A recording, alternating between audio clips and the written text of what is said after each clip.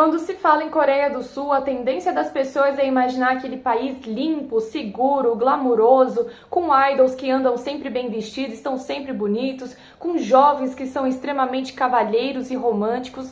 Porém, estamos aqui para falar de um lado que não existe cavalheirismo e que as ruas estão sempre sujas e escuras. Esse aqui é Más Companhias da Anko, um recebido da editora Veneta. Eu fiz um Reels no Instagram mostrando o que eles me enviaram e eu fiquei assim extremamente feliz porque esse é meu primeiro contato com manhwa. Nunca tinha lido nada coreano até o momento e devo dizer que foi uma ótima primeira impressão. Queria pedir perdão pelo sumiço porque a semana foi meio corrida, né? Eu consegui um PC e agora eu tô juntando uma grana pra estar comprando um microfone. Lembrando que o Pix de apoio do canal tá aqui na descrição. O microfone seria tanto pros vídeos quanto pra estar abrindo live, então em breve eu pretendo mostrar novidades pra vocês. Sem mais enrolações, vamos falar da leitura. Eu fiz uma enquete lá no Instagram perguntando qual que vocês prefeririam que eu gravasse primeiro, se fosse o Más Companhias ou o Meu Diário de Nova York da Julie Doucet. O Más Companhias acabou vencendo e eu tava bem ansiosa pra falar sobre ele, mas aguardem aí um vídeo sobre a Julie Doucet, porque ela é uma pessoa bem interessante pra gente estar trazendo aqui. Essa aqui é uma edição de 2023 pela editora Veneta, porém originalmente foi publicada em 2012. Não tem outros trabalhos da Anko aqui no Brasil, esse aqui é o primeiro longa dela, ela terminou quando tinha aí 30 anos, porém ela começou mesmo nos quadrinhos em torno lá dos 20, quando ela começou a publicar suas tiras diariamente pela internet. Eu achei o traço dela bem bonito, nunca tinha visto nada parecido, isso a gente vai ver com mais detalhes ainda, mas ela é uma pessoa meio low profile, eu não consegui encontrar muitas informações sobre ela na internet, eu acho que ela não tem Instagram, mas caso vocês encontrem entrevistas e coisas do tipo, pode mandar aqui nos comentários pra mim, que eu estarei dando uma checada. A Coreia do Sul, nos anos 90, estava passando por uma crise econômica fodida, o que já alavanca aquele clima de tensão. Foi um momento em que a modernidade e a tradição estavam muito em conflito, e isso até hoje, na verdade, é considerar que lá é um dos países com a menor taxa de natalidade do mundo, se não o país com a menor taxa. Tanto que existe até mesmo um apoio financeiro do governo à natalidade, a considerar que a cada ano que se passa, nascem menos pessoas. Mas por que eu tô falando tudo isso? A considerar que a população é mais velha e a rigorosidade em manter as tradições que esses países asiáticos têm, além, né, das grandes cobranças na escola, cobranças de padrão estético que são muito fortes. Não é à toa que esses países como Japão e Coreia do Sul têm taxas de suicídio muito altas, nasce ali uma geração que se sente incompreendida. E é exatamente nesse contexto caótico que se passa a história de Más Companhias, em que duas amigas, né, a Jinju e a Jong Ae, eu não sei falar o nome dela, me perdoem o meu coreano, decidem fugir juntas para tentar ganhar a vida nas ruas. No Japão, esses jovens que acabam fugindo de casa muitas vezes por abusos físicos, psicológicos, pela pressão que é sofrida, são conhecidos como Toyoko Kids, né, que são essas pessoas que vão morar na rua. Normalmente eles se aglomeram em grupinhos, vão buscar hotéis baratos, só que as ruas não são tão acolhedoras como algumas pessoas que romantizam esse estilo de vida costumam dizer, até porque lá eles têm muito acesso a drogas, a exploração e prostituição. Isso sem contar com o medo de voltar para casa, e é uma situação que ainda acontece não só no Japão, não só na Coreia do Sul, mas em todo lugar do mundo. A HQ se inicia com a Jinju completamente ensanguentada, a gente sem entender nada, até descobrir que isso foi fruto de uma discussão com o pai dela após ela ter dormido fora, e talvez ele tenha descoberto naquele momento que ela fuma, tanto que ele até faz ela engolir um cigarro. Ela pede perdão, mas equivalente a nada, já que é brutalmente espancada. A mãe e a irmã têm esse papel de tentar apaziguar a situação, porém o pai sempre lida das coisas da forma mais rígida e agressiva possível. Nada teria justificado esse tipo de agressão, ainda mais contra a própria filha, o que mostra aqui um cenário de um lar completamente desestruturado. Mas no dia seguinte, quando ela vai para a escola, ela já tá dando risada da situação e zombando disso, enquanto a mãe e a irmã já demoram um tempo para conseguir processar tudo o que aconteceu. De certo modo, foi a forma dela de conseguir lidar com essas situações. No dia seguinte, ela já estava sempre bem. Se tem uma brincadeira bem legal dessa HQ é que vai variando da perspectiva da Jinju com 15 anos e a Jinju enquanto escreve a própria HQ. Eu falo que assim é uma história semi-autobiográfica porque a Jinju é como se fosse um alter ego da Anko, ela não recebe o mesmo nome, a gente não tem certeza do que é real e do que é ficção, mas acredito que seja algo bem inspirado nas vivências dela com apenas 15 anos de idade. Mesmo já adulta, muitos dos machucados causados pelo pai continuam com suas marcas e ela não era só agredida pelo pai, como por professores, em um outro momento em que ela diz: papai trabalhava em construção civil, parentes e amigos próximos que faliram na crise monetária de 97 acabaram vindo morar num prédio construído por ele, e assim virei saco de pancada.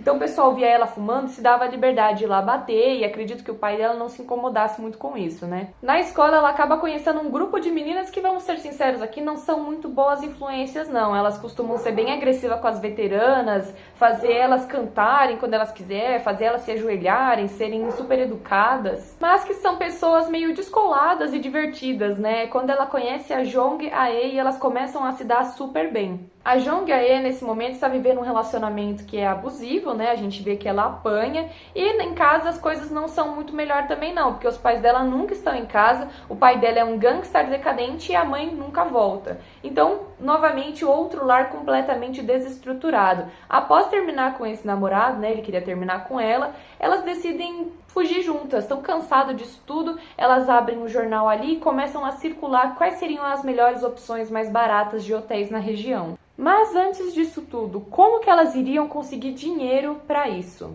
A Jong Ae tem uma amiga que trabalha com entretenimento adulto, se é que vocês me entendem, e ela faz com que essa moça tente colocar as duas em um desses bares.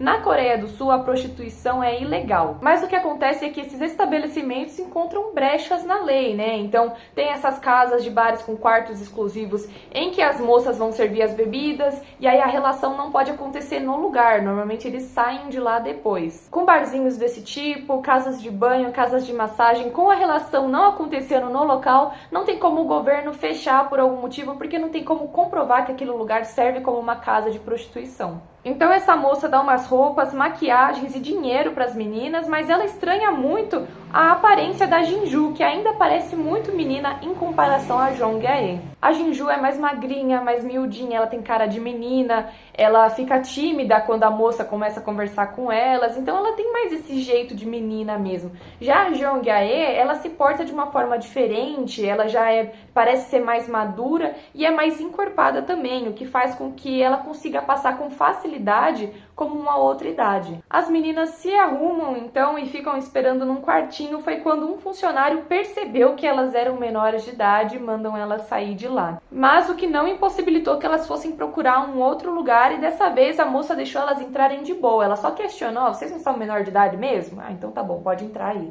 Elas entram nesse quarto em que os caras são bem mais velhos e tem um bem interessado na Jinju, fica empurrando ela assim pra perto e até mesmo fala que já viu ela uns 3 anos atrás em Mokpo, o que torna ainda tudo mais bizarro. Quando ele faz uma tentativa de agarrar ela, levar ela pra outro lugar, ela simplesmente sai correndo, chorando em choque, conversa com a moça que aconselha que ela nunca mais volte para aquele tipo de lugar, que ela também tem as contas dela a pagar, mas que ela já foi menina e sabe como é. E se tem uma coisa que eles romantizam pra caramba, não só na Ásia, claro, em vários lugares do mundo, é a submissão completa da mulher, né? Ou quando parece que ela não tá gostando daquela ação. Não é à toa que existe tantas pessoas doentes por aí, isso se deve muito à cultura da pornografia, e que eu vejo muita influência na cultura, assim, de pornografia dos animes, é a hentai que fala, né? Em que a mulher fica completamente submissa, ou que ocorre atos enquanto ela tá mesmo dormindo. Eu falo isso porque a Coreia do Sul, o Japão, são países que são muito machistas também. Então ainda há muito pelo que se lutar pelo direito das mulheres nesses lugares, e é muito interessante ver uma HQ que mostra justamente essa realidade na perspectiva de duas jovens mulheres. Eu esperava algo muito mais rebelde, eu acabei encontrando algo de uma sensibilidade imensurável, tanto que tem vários momentos delas juntas apenas se divertindo e sendo molecas mesmo. A Jinju, depois daquele acontecimento no bar, nunca mais voltou para esse tipo de ambiente de fato, mas a Jong Ae continuou frequentando a esses lugares e era ela que estava bancando esse tempo em que elas estavam ficando no hotel. Teve uma madrugada em que as duas estavam dormindo juntas e começam a chorar, foi quando elas decidem ligar novamente para os pais e pedir para voltar para casa, o que no final das contas dá tudo certo. O esporro mesmo foi da diretora quando elas voltaram para a escola, e principalmente quando ela viu a Jinju de cabelo descolorido. O grupinho de meninas se reunia tudo na casa da Jong Ae, a considerar que os pais dela nunca estavam em casa, e elas passavam lá às tarde assistindo filme, jogando, fumando, e tem uma cena bem interessante que elas estão numa roda aqui e começam a conversar sobre seus dilemas familiares, né? E é uma história pior do que a outra, a ponto da Jinju se sentir até meio intimidada de estar naquele meio, de tipo, pô, minha família é completamente normal, o que eu tô fazendo aqui? O que já me falaram é que ela romantiza o que o pai dela fez com ela, e eu vou dizer, ela não romantiza o que acontece com ela. Tanto que tem um momento da HQ que ela diz que demorou a entender que ela não precisava apanhar pelas coisas. O que acontece é que quando você tá num lar abusivo, de muitas violências, você acaba normalizando o que acontece ali dentro. E ela, ainda mais estando numa roda de pessoas com histórias ainda piores, faz parecer com que o que ela passou é menor. É uma HQ bem pesada, mas é muito bonito também ver a forma que a Jinju vai lidando com esse tipo de situação, conforme ela vai amadurecendo. Ela teve uma fase ainda mais rebelde depois que a Jeong-jae sumiu. A última cena que temos dela é ela entrando num beco escuro, né?